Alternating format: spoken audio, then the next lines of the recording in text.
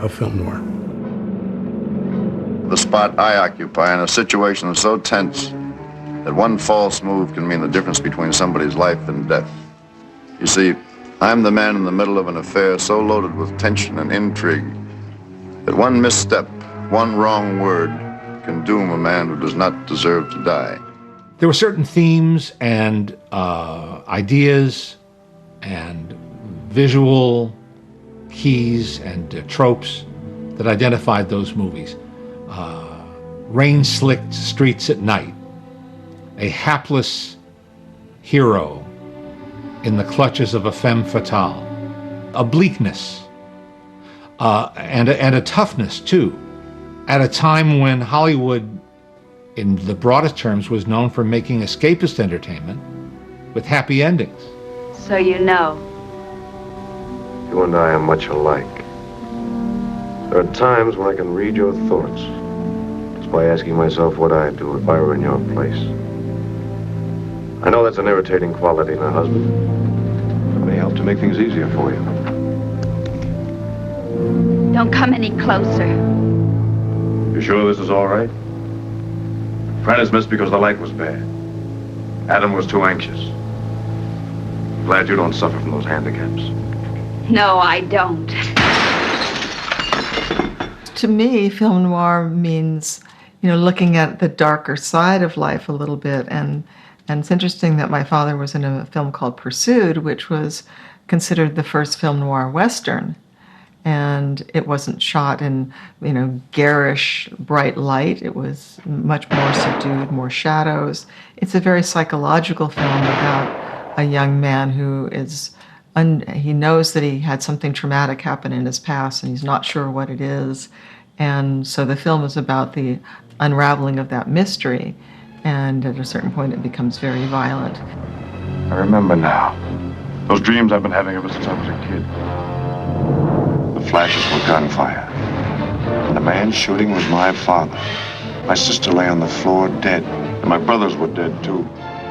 So that is sort of what I think of when I think of film noir, is it has to be psychologically sort of dark and challenging. The characters have to be in some kind of a moral dilemma.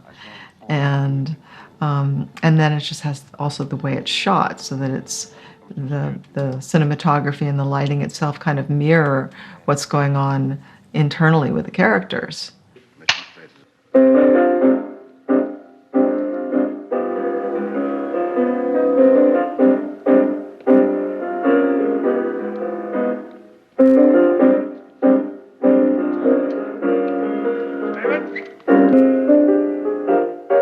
Night of the Hunter, like many other films of the period, and especially in the film noir, kind of is another mirror. It's a kind of another dark mirror to the paradoxes of American democracy and American culture, and that sense in which on the top level, the most obvious level, there's a kind of optimism and a naivete and an innocence.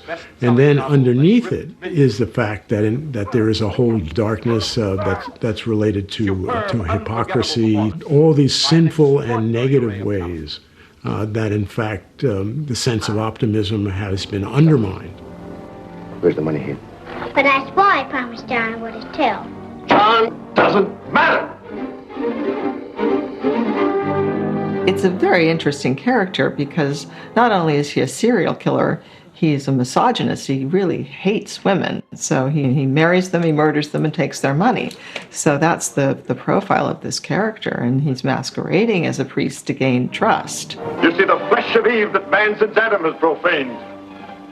That body was meant for begetting children. It was not meant for the lust of men. The film is kind of a morality tale. And so it's appropriate that it deals with, both in that visual symbol and in its storytelling, in the form almost of a fable of good and evil. And I think it's really interesting that the film came along when it did in the 1950s, when America was dealing with many issues of morality. The Night of the Hunter.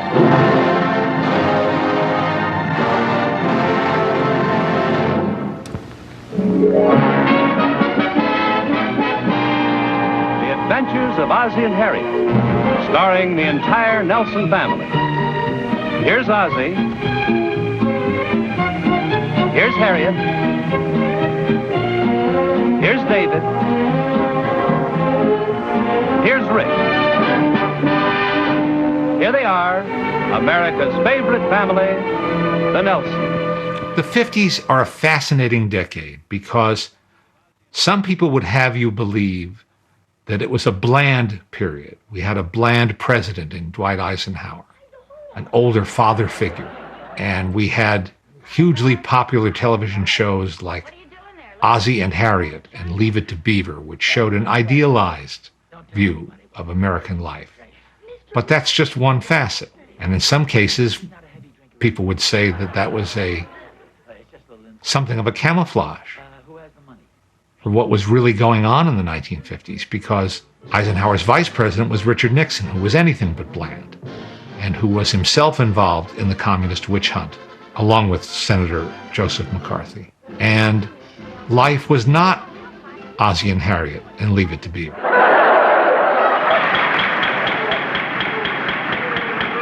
The question is, have you ever been a member of the Communist Party? I'm framing my answer in the only way in which any American citizen can frame his answer to a question which invades his absolutely invades Then his you right. denied, you refuse to answer that question. Is that correct? I have told you that I will offer my beliefs, my affiliations, and everything else to the American public, and they will know where I stand, as they do from what I have written. Stand away from the stand. For Americanism for many years, and I shall stand away from the stand. Fight for the Bill of Rights, which I'll was trying to take destroy. this man away from the stand. You are, of course, one of the most controversial figures we've had in the Senate in a long time. And you have the distinction of having coined a new word for the dictionary, namely McCarthyism. Now, how do you define McCarthyism? Frankly, McCarthyism means calling a man a communist who is later proven to be one. Now, Senator, do you think that you have been guilty of any un-Americanism yourself in your efforts to combat what you define as un-Americanism?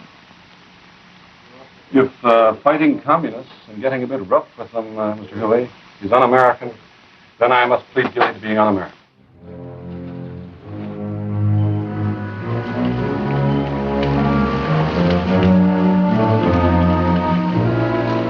Both McCarthyism and film noir, I think, are products of a paranoid post-war, Cold War period in which the fearfulness, the sense of us versus them is very strong in America. There is no middle way. It's a very either-or time. You're either anti-communist or you're pro-communist. There's no philosophical middle ground here. And it's and you talk about it in those terms, political or philosophic terms, is already much too complicated. It's a real, they're going to get us. The Russians are going to get us. They're building atomic weapons. We're building atomic weapons. Who's going to start? When's this going to happen? When's World War III going to happen? And that kind of fear, that kind of paranoia, it becomes like a mist, that infects virtually everything.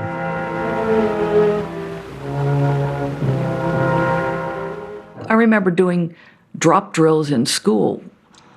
In case there's a nuclear blast, everybody drop and hide under your desks. Like, that's going to help. But there was that paranoia, and maybe the films that Hitchcock made reflected that darkness and that fear. It's a fear of being watched all the time. And Hitchcock was very into voyeurism, and Rear Window was all about that. The man who knew too much was knowing too much. That's bad guys thinking that you know too much. You know something you shouldn't, so they're out to get you. And that could all be part of that paranoia that was going on then. Well, so many of Hitchcock's films in general, but particularly after the war, and with characters sometimes played by Jimmy Stewart, are about the innocent bystander who gets drawn into a criminal situation, one sort or another. And part of being drawn into that, it turns out that in fact the bystander is not so innocent. So it's but the bystander's own guilt, the subterranean guilt in the that pulls them in. Now, if you look at the progression of the kinds of roles that Stewart plays in those Hitchcock films, he starts out separate. And Rope, he is the lawyer who can understand that. He's sort of detached from it. He discovers that what's actually going on there. With Rear Window, he's trying to attach, right? He's sitting there. He has the camera and everything. But he gets pulled into it. I mean, once again, you get pulled into, there's this kind of whirlpool of crime that you're pulled into, in fact, because you're somewhat guilty yourself. And then, of course, by the time of Vertigo, he is the one who manipulates the whole situation. He's the one who sets it all up.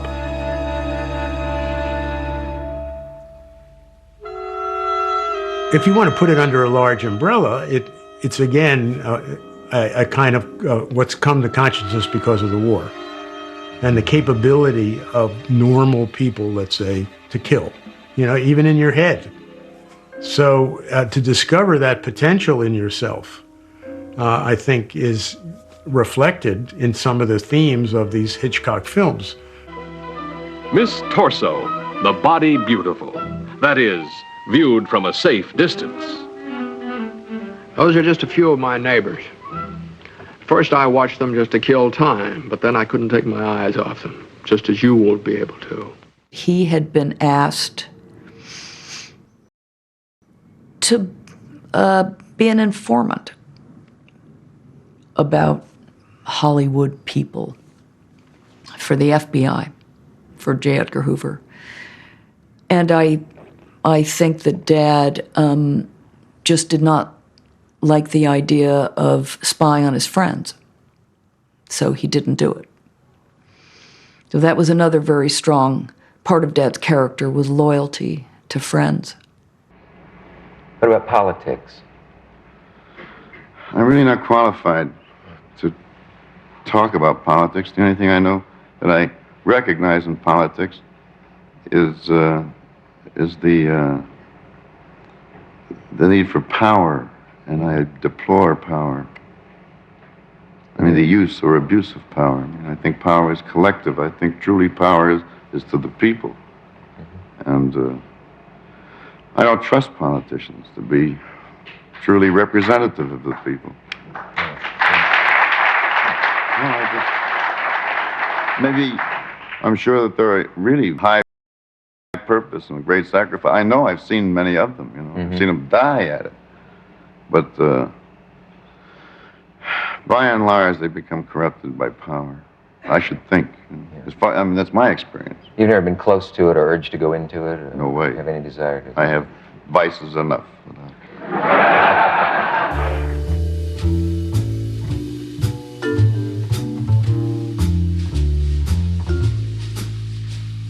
In 1948, my father was arrested for smoking marijuana at a party at a house in Laurel Canyon, belonged to a starlet named Leela Leeds. And he ended up going to jail for this offense. And, he never denied doing it. The fact remains that he did enjoy smoking marijuana for much of his life. So it's not like, this is a one-time mistake and now I'm going to rehab. And, he never apologized for it. He was afraid that it might ruin his career, that it might have some impact on his career. And there's actually a little known sidebar to this, is that a promoter actually approached him and proposed that because his movie career was probably going to be in ruins, that he might resurrect himself and become an evangelist.